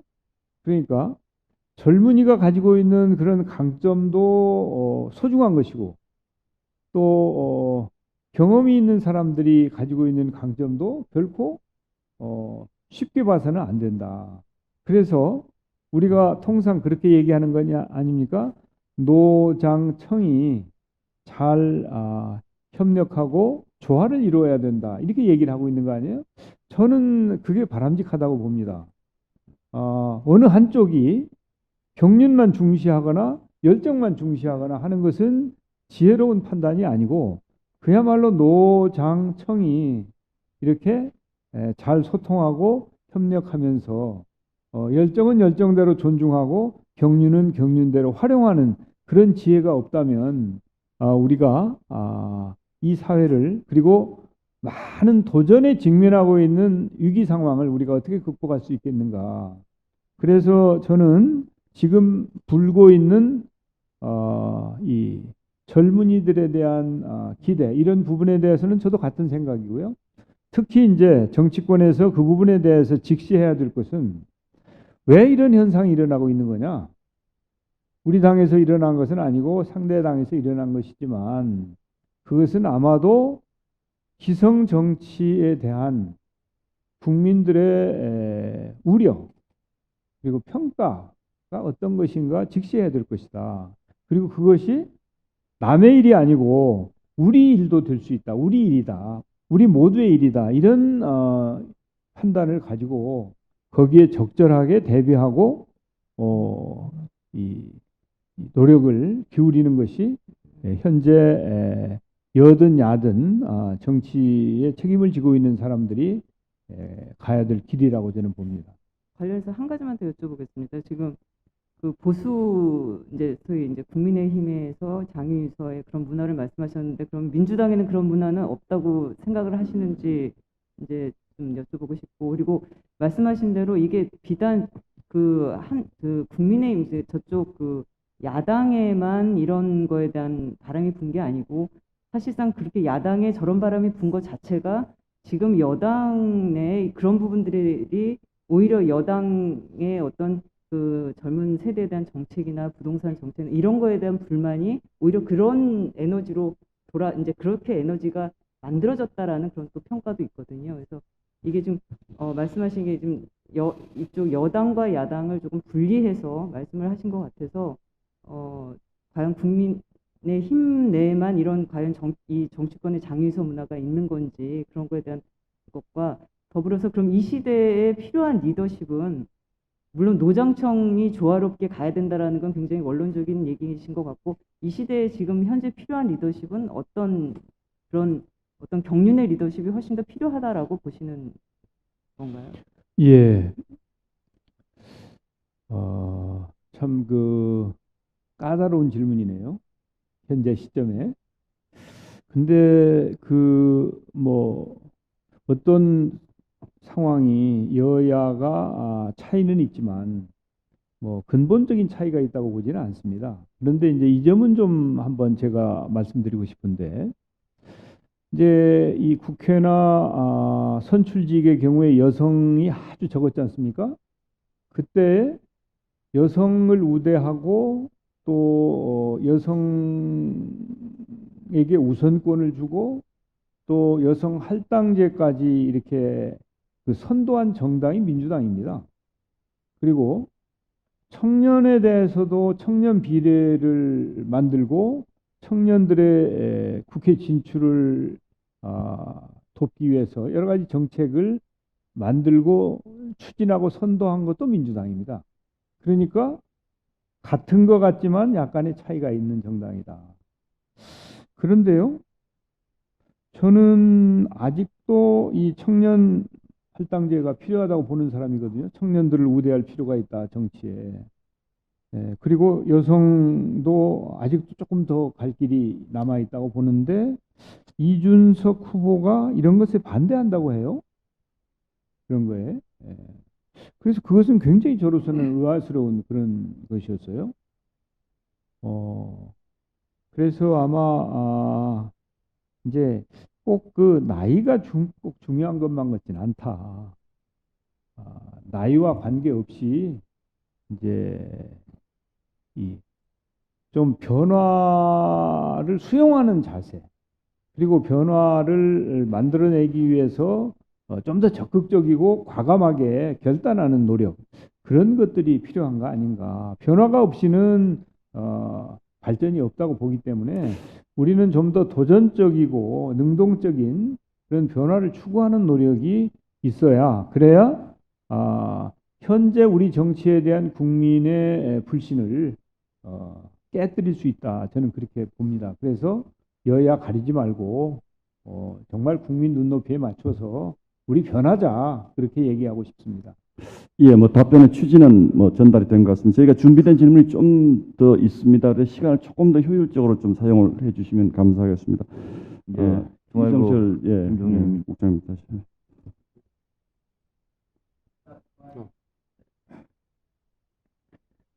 요즘 종종 딱딱한 얼굴, 그다음에 미스터 앵그리 얼굴도 좀 보이십니다. 참 우리 사회의 가장 중요한 화두 중에 하나입니다만 또 한편으로는 피로 현상까지 나타나는 게 사실 검찰 개혁과 관련된 논쟁입니다. 취지는 이해를 하고 있는데 다들 그 방식이나 지향점에 대해서는 여전히 논쟁 중이고요. 이게 계속 이어지고 있습니다. 근데 최근 들어서 미스터 스마일이신 총리님께서 약간 미스터 앵그리적인 모습으로 여러 가지 언급을 하셨고, 특히 뭐 페이스북 같은 데는 이번 검찰 개혁의 몸통은 윤석열 전 총장이다, 이렇게 직접적으로 언급까지도 하셨습니다. 사실 그 취지가 과연 무엇인지, 그 다음에 우리 사회에서 이 검찰 개혁의 청사진 그림 도대체 어떻게 그리고 어디까지 가야 되는 겁니까? 이런 식의 논쟁이 필요는 합니다만은 과다하게 소모되고 있는 것 같고요. 그러다 보니까 사회적인 낭비나 이런 것들이 구체적인 그림 없이 계속 이어지는 것 같다는 느낌이 많이 듭니다. 일부에서는 또 총리님께서 그렇게 말씀하시는 게 어떻게 보면 지지자를 결집하기 위한 그런 프레임 아니냐라는 지적까지도 나오는 상황입니다. 후보님의 의견을 좀 듣고 싶습니다. 예, 지금 우리가 처한 현실이 이제 웃고만 있을 수 없는 상황이라고 저는 봅니다. 이제 이 문재인 정부에 주어진 개혁 과제들 중에 1번을 꼽으라면 검찰 개혁이라고 저는 봅니다. 그리고 국민들께서 검찰 개혁에 대해서는 이거 대충 해서는 안 된다고 하는 확고한 그 생각을 가지고 계시다고 봅니다. 그렇다고 그러면 정치권은 그런 국민의 뜻을 잘 받드는 게 당연하다라고 생각을 하고요. 1차적으로 이제 검경 수사권 조정이나 공수처 등을 통해서 1차적인 검찰 개혁 작업이 이루어졌기 때문에 이제 그게 좀 안착되도록 이렇게 좀 하는 게 좋다고 생각합니다. 그런데 계속 그 검찰 개혁이 국민의 지상 명령인데 거기에 저항하는 세력은 저는 누구든 그냥 좌시할 수 없다고 하는 게 저의 입장입니다. 그래서 앞으로 우리 검찰이 정말 그 국민의 생명과 재산을 지키고 인권을 유린하거나 과거의 악습을 되풀이해서는 절대 안 된다고 봅니다. 그것은 어떠한 경우에도 용납하거나 물러설 수 없는 중요한 과제라고 생각합니다. 그렇지만은 모든 개혁은 국민적인 지지를 획득할 때 성공합니다. 국민과 동떨어진 개혁 추진은 아무리 좋은 거라도 좌초될 소지도 있기 때문에 그런 부분은 국민과 충분히 소통하면서 국민 눈높이에 맞게 아주 유능하게 개혁을 해야 된다. 그렇지만 검찰 개혁은 절대 중단할 수 없는 가장 소중한 그 과제다. 저는 이렇게 생각합니다.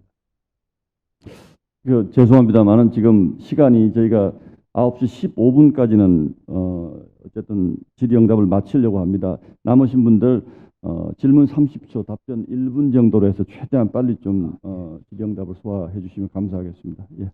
예. 노동 분야 좀 질문 하나 드리겠습니다.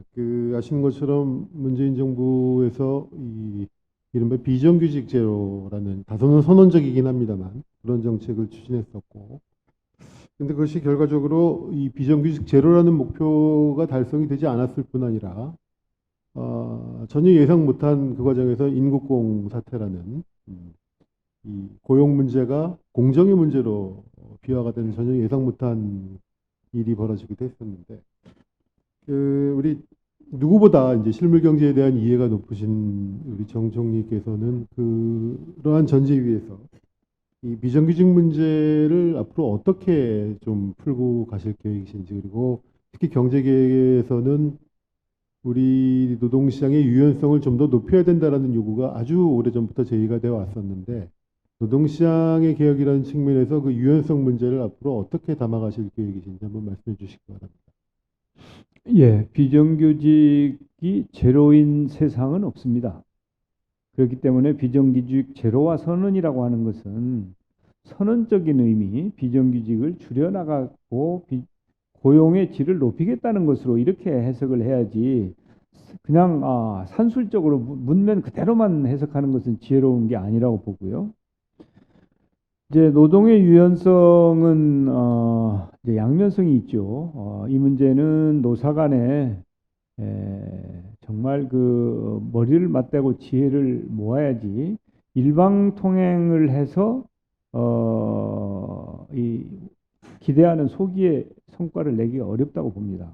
그렇기 때문에 저는 노사정이 좀 더 지혜를 맞대고 머리를 맞대고 지혜를 모아야 된다. 그래서 그 노사정 협의를 거부하거나 불참하거나 해서는 안 되고, 사실은 제가 총리 시절에도 노사정 협의를 만들어냈었습니다. 그래가지고 마지막에 이 서명하는 시점에 서명을 못 해가지고 이제 완결은 못했는데, 그럼에도 불구하고 정부에서는 합의가 된 사항이었기 때문에 그걸 지키고 있습니다. 그래서 신뢰를 쌓음으로 해서 앞으로 노동 유연성을 비롯해서 여러 가지 현안에 대해서 노사정이 좀 더 긴밀하게 협력해야 된다고 봅니다.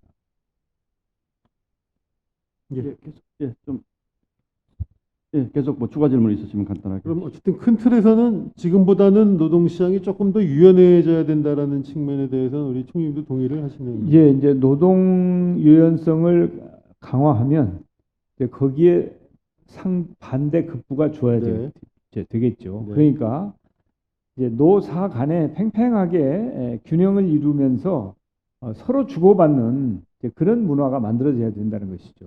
일방적으로 한쪽만 받고 거기에 대한 반대급부가 없으면 그게 산업평화 유지도 잘 되지 않고 아마 그런 협상이 잘 이루어지지도 않을 것이기 때문에 서로 주고받을 생각을 하자. 그래서 이제 경영계에서 필요한 유연성 좋다, 그거 확보하자. 그 대신 노동계의 필요에 대해서도 귀를 기울여야 된다고 저는 봅니다. 네, 고맙습니다. 예, 오늘 지역 언론사 박미현 강원도민일보 그리고 이정규 충청일보 편집국장 오셨는데 지역 분야 질문도 좀 짤막짤막하게 부탁드리겠습니다.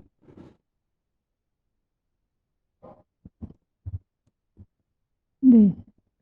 저는 간단하게 먼저 하나 여쭙겠습니다. 지금 그 국토교통부로 돼 있는데요. 지금 서울 같은 경우에는 집이 없고 뭐 월세도 없고 전세도 없다고 그러는데 강원도 접경지 같은 경우에는 빈집들이 너무 늘어나서 공동화 현상까지 생기고 있습니다. 더구나 국방개혁 2.0으로 해서 군부대 이전도 되면서 어떤 그 70년간의 그런 공백 상태에 대한 조치가 없이 지금 거의 경제가 공동화되는 지경인데 혹시 국토교통부를 국토균형부로 바꿔야 되지 않을까? 이제는 교통 이제 그만해도 되고 그 안에다가 포함시키고 국토 불균형으로 인해서 수도권 집중으로 인한 여러 가지 폐해들이 굉장히 많은데 정부 부처 명칭 변경에 대한 의견 좀 여쭙고 싶습니다. 제가 그 준비를 하고 있는데 미리 다 탄로를 내시네요. 예, 제가 그런 생각을 하고 있습니다. 그런데 이제 이름을 바꾸는 게 중요한 게 아니고 내용을 바꿔야 되겠죠. 그래서 주택을 저는 많이 공급해야 된다는 주장이거든요. 수요 억제만 해서는 안 되고 주택 공급을 늘려야 된다. 이제 그런 생각인데 그것만으로 끝나서는 안 되고 항상 국가 균형 발전을 동시에 고려해야 된다고 하는 게 저의 인식이어서 금방 말씀하신 국토균형부 적극 찬성이고 저는 그런 쪽으로의 그 생각을 가지고 사실은 좀 이렇게 좀 화두를 좀 던져야 되겠다 그런 생각을 원래 가지고 준비를 하고 있는 상태입니다. 네, 감사합니다. 재정분권에 대해서도 지자체에서 요구들이 있는데요. 전 정부에서는 국세나 지방세 비율이 8대2였는데 현 정부는 7대3으로까지 하겠다고 내년 말까지 그렇게 했는데 정 총리께서는 어느 정도 수준까지 지방분권이 돼야 된다고 생각하시는지요? 예, 종착역은 6대4가 돼야 되겠고요. 우리 정부에서 7대3을 추진하고 있는데 아직 그 74대 26까지밖에 못 와 있습니다. 그러니까 4%가 아직 목표 미달이죠. 이 부분에 대해서 임기 내에 좀 가능했으면 좋겠는데 사실은 제가 정부에 있으면서 기재부에 이거 달성해야 될 거 아니냐 하는데 이 여러 가지 이 코로나 대응 등 또 뭐 재난지원금이니 뭐니 정부 씀씀이가 굉장히 늘어났지 않습니까? 그리고 이제 재난지원금 같은 것은 사실은 과거에 지방에서 매칭하던 것도 좀 면제해주고 이런 노력도 했고 하거든요. 그래서 참으로 어렵다. 난색을 표하고 있는데 하여튼 우리 정부가 원래 추진했던 것이 7대3이니까 그걸 꼭 좀 달성했으면 좋겠고 너무 오랜 시간을 끌지 않고 글로벌 스탠다드라고 볼 수 있는 6대4까지 가야 된다고 저는 봅니다. 네, 이상입니다. 예, 잠깐만 좀 정리하겠습니다.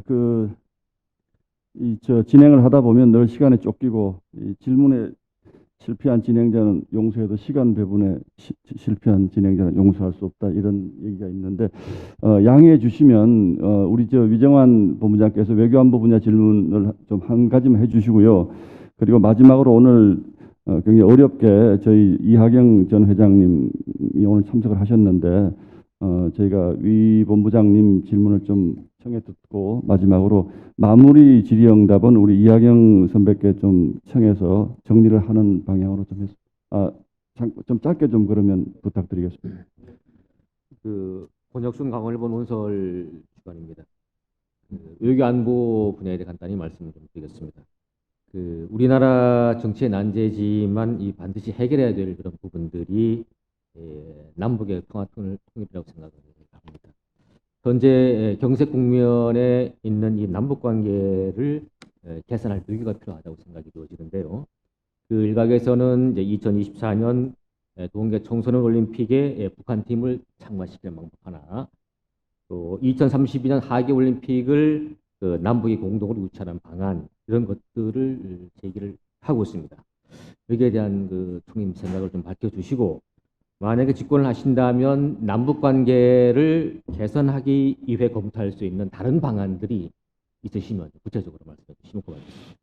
예, 남북 관계는 정말 중요한 그런 과제이죠. 그래서 국정의 아주 중요한 부분으로 다룰 수밖에 없다고 생각합니다. 그러나 결국은 어떻게든지 기본적으로는 대화하고 타협하고 협력하는 쪽으로 가야 되고, 우선 경제적인 그러니까 문화체육 쪽에 이 협력을 통해서 분위기를 바꾸면서 이제 경제적인 공동체로 먼저 나아가고, 그 다음에 이제 다른 문제 전반적인 협력 관계를 강화하는 그런 쪽에 노력이 있어야 되는데, 이제 핵 문제가 가장 큰 걸림돌 아닙니까? 이 문제가 해결되지 않고는 우리가 선의로 여러 가지 하고자 하는 일이 제대로 잘 추진이 안 되기 때문에 한미 동맹을 근간으로 해서 핵 문제를 잘 해결하면서 그 문제를 해결하기 위해서도 다양한 협력 관계를 지속적으로 추진하는 것이 현실적이기 때문에 그런 노력을 펼쳐야 된다고 봅니다. 예, 한 가지만 더 여쭙겠습니다. 지금 북한 핵 문제와 연관된 그런 부분들이기 때문에 금강산 관광 재개 문제는 사실 이 강원도에서 엄청나게 첨예한 그런 문제이고, 또 금강산 관광을 재개해야 된다, 또 하지 말아야 된다는 찬반 의견이 갈리고 있는 그런 상태입니다. 이 금강산 관광 재개 문제에 대해 어떻게 생각을 하십니까? 예, 저는 뭐 개성공단이든 금강산 관광이든 재개돼야 된다고 보는데요. 그게 이제 우리 의지대로만 될 수 있는 것이 아니고 상대도 있고 또 국제사회나 유엔 제재 등 여러 가지가 있기 때문에 넘어야 될 산이 굉장히 많다. 그렇지만 남북이 협력하는 길로 가야 된다고 봅니다. 네, 마지막으로 하나만 더 질문하겠습니다. 분권 차원에서 강원도 평화특별자치도 그동안 많이 언급되어졌는데, 이것은 문재인 대통령의 선거 공약이기도 하고요. 그 평화특별자치도에 대한 생각을 밝혀주시면 고맙겠습니다. 예, 뭐 강원도가 최근에 아주 잘 떠오르고 있습니다. 그리고 국민들의 사랑도 많이 받고 있고요. 그래서 강원도에 뭐 자치권이 신장되는 것은 더 좋겠지만, 전체적으로는 우리 대한민국의 지방자치가 한 단계 레벨업 되는 게 좋을 것이라고 보고요. 그 과정에서 강원도가 조금 더 확보해야 될 그런 자치권이나 그런 부분이 있으면 그런 것도 존중하는 게 좋다고 생각합니다. 예, 고맙습니다. 이상입니다.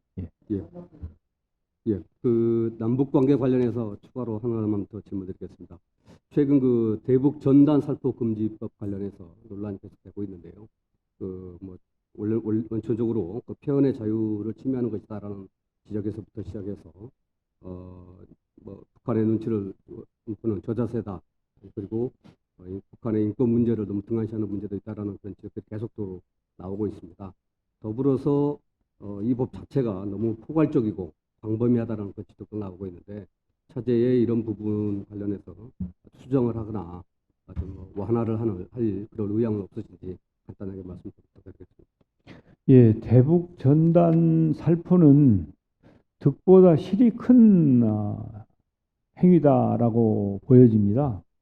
아마 국제사회가 그 부분을 간과하고 있는 측면도 있는 것 같아서 우리 정부는 국제사회에 진위가 무엇인지, 위험 요인이 무엇이고 그 위험을 제거하기 위해서 이런 법이 나온 것이다라고 하는 입법 취지를 잘 설명을 해왔고, 또 상당 부분 이해도 구해진 것으로 이렇게 보여집니다.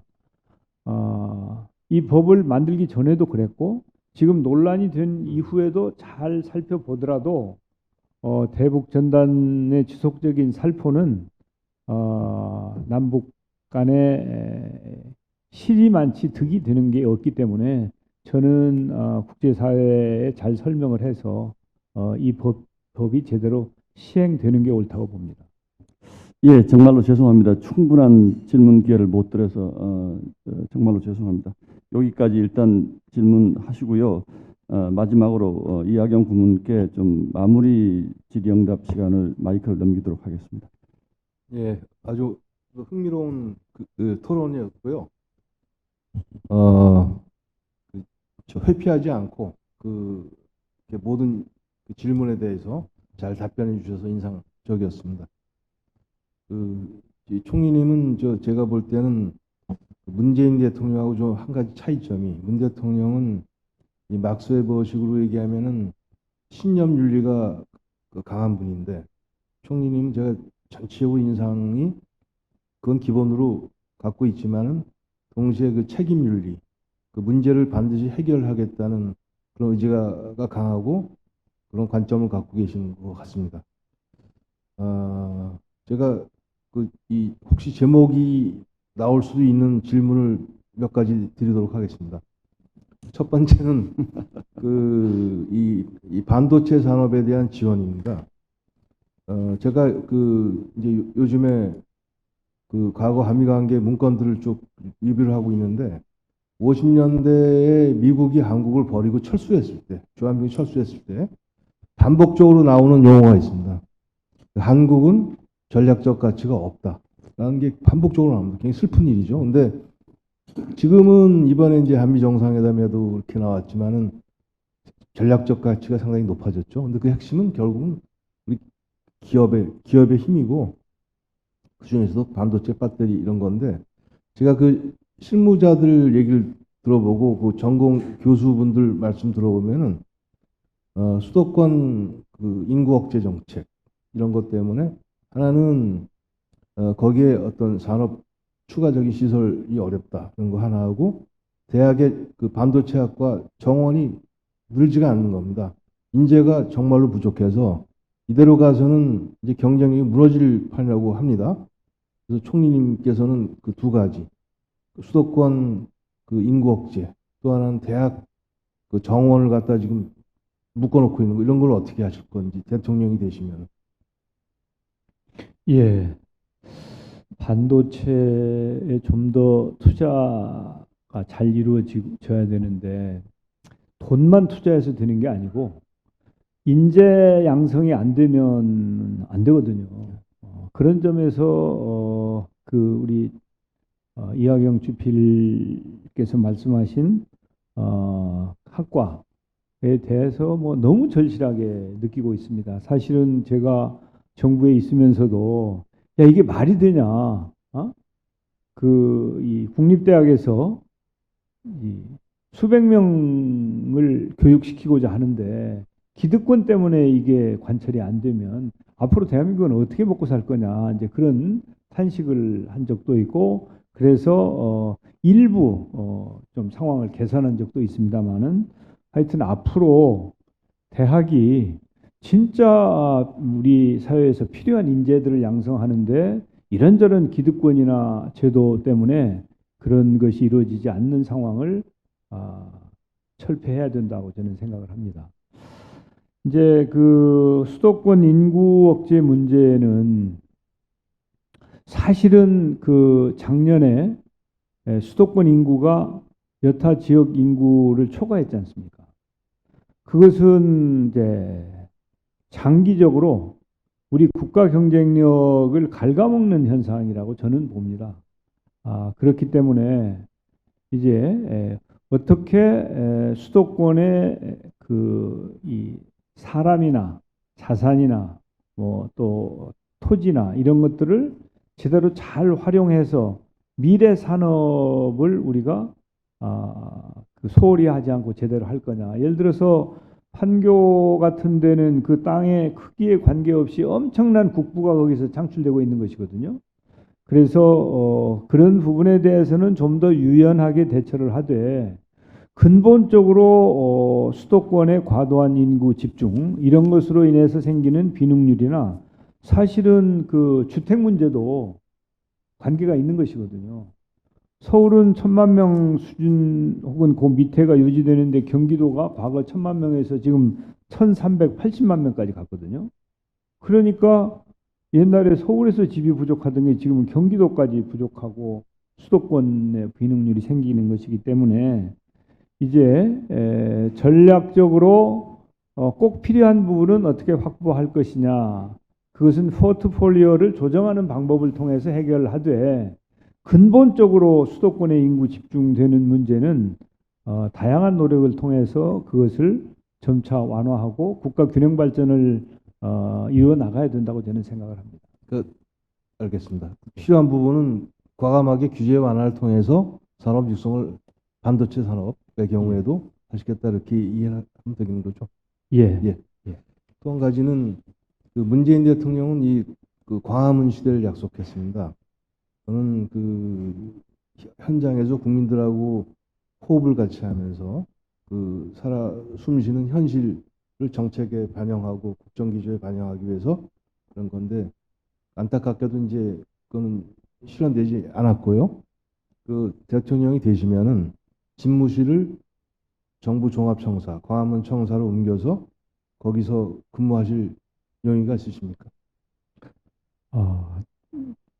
아직 지지율이 높지 않아서 그런지 집무실까지는 생각을 아직 못 해봤습니다. 그럼 한번 잘 고민해 보겠습니다. 예. 또 한 가지는 지금 이 정부에서는 뭐 문 대통령이 잘한 것도 있고 못한 것도 있지만은 이 소위 문바라고 해서 그 열성 지지자들이 뭐 그렇게 하는 건 좋은데 그 배타적이고 공격적인 방법으로 뭐 비판을 봉쇄한다든지 하는 그런 부정적인 그런 현상이 있었는데요. 또 역시 마찬가지 지지율이 높아지고 나중 당선이 되시면은 혹시 이 정파가 생기면은 그걸 어떻게 하시겠습니까? 예, 좀 정파가 좀 있어봤으면 좋겠어요. 지금 제가 배가 고픕니다. 예, 알겠습니다. 지금 뭐 너무 토론의 열기가 뜨거워서 제가 함부로 손을 대면 손댈 것 같은데 우리 위정한 본부장님 정말로 짤막하게 좀 해주십시오. 다음 일정이 있어서 그렇습니다. 예. 도쿄올림픽 관련해 가지고 얼마 전에 우리 총리님께서 그 홈페이지에 그 독도를 일본 영토라고 표시를 했는데 그거에 대해서 요구가 관철되지 않으면 우리 올림픽을 보이콧 할 수도 있다라고 말씀하셨는데 정말 그 요구가 받아들이지 않으면 우리 안 갈 수 있습니까? 예, 독도는 우리 겁니다. 그리고 어떤 다른 이슈하고 이거하고는 근본적으로 다릅니다. 독도 문제는. 심지어는 과거사 문제와도 다릅니다. 독도는 절대 어떠한 경우에도 우리가 포기할 수 없는, 양보할 수 없는 그런 성역이기 때문에 독도를 지키기 위해서는 무슨 일이든지 불사할 수 있어야 된다고 생각합니다. 물론 일본이 우리의 가장 가까운 이웃 아닙니까? 그래서 일본이 문제가 있어도 우리가 이사를 가고 싶어도 이사를 못 가는 그런 관계란 말이죠. 그렇기 때문에 가능한 한 협력할 부분은 협력하는 노력을 해야 됩니다. 그리고 잘 지내는 게 좋죠. 옆집하고 사이가 안 좋으면은 피곤하지 않습니까?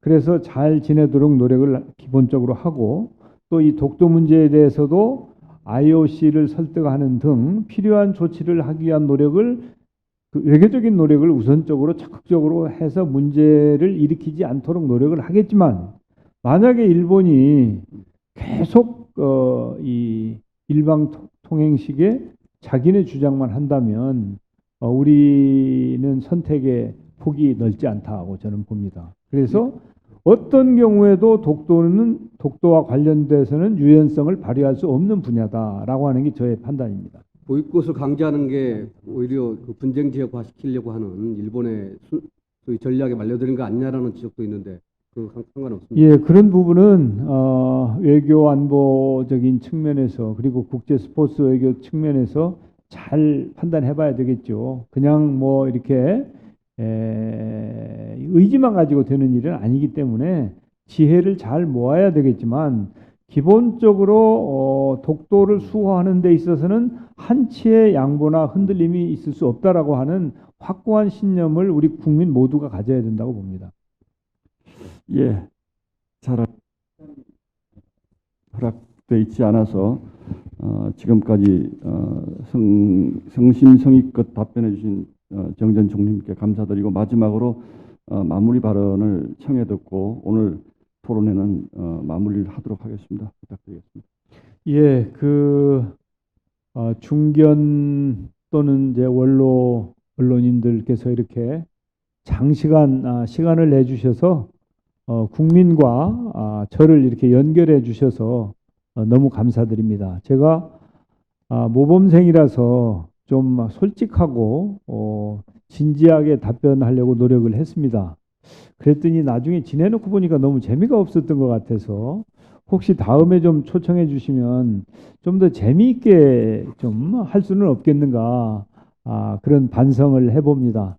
아무튼 오늘 함께 해주신 언론인 여러분 또 국민 여러분께 진심으로 감사드리고 저는 좋은 성과를 내기 위해서 초심으로 돌아가서 정말 열심히 최선을 다해서 국민과 소통하도록 노력하겠습니다. 감사합니다. 네, 감사합니다. 이상으로 한국신문방송 편집일패 초청 정세균 전 총리를 모신 대선 후보 초청 토론회를 모두 마치겠습니다. 지금부터는 정세균 전 총리님에 대한 기념패 전달이 있겠습니다. 총리님하고 서양원 회장께서는 앞으로 나와주시기 바랍니다.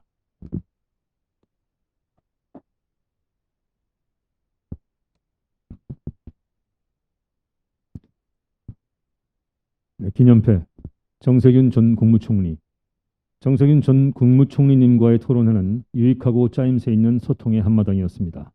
대선 출마 계획 및 민생 현안 등을 놓고 신문, 방송, 통신사 간부들과 함께한 토론회를 기념해 이 패를 드립니다. 2021년 6월 9일 한국신문방송편집인협회 회장 서양원.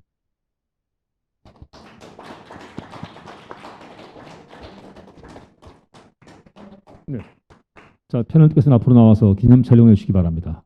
마스크를 쓰신 채로 앞으로 나와 주시기 바랍니다. 네. 그리고 수행해 오신 우리 의원님들도 앞으로 나오시면 감사하겠습니다.